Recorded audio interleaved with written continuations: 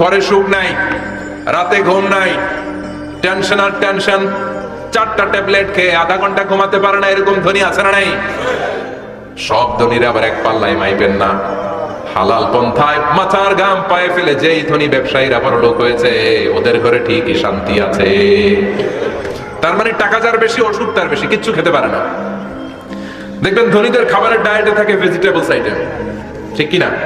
এমনি হজম হয় না, আবার ডাক্তারের কাছে গেলে বলে কিচ্ছু খাবেন না, খালি ঘাস খাবেন। কি খাবেন? মানে ভেজিটেবল খাবেন, সবজি খাবেন তো সুস্থ থাকবেন। আসলে নাই, ঘুম নাই, শান্তি নাই। এই যে কোম্পানিগঞ্জ বাজারের যারা কুলি মজুর শ্রমিক, এদের ঘুমে ঝামেলা আছে? কথা বলেন। ধনী পয়সাওয়ালা কোটিপতি, সে ঘুমের ট্যাবলেট খায়, ঘুমের জন্য যে ট্যাবলেট লাগে রিক্সাওয়ালা ওইটাই জানে না, ঠিক কিনা? 1000 কোটি টাকার মালিক হলে বাড়ি কিনা যায়, গাড়ি কিনা যায়, সুখ কিনা যায় না।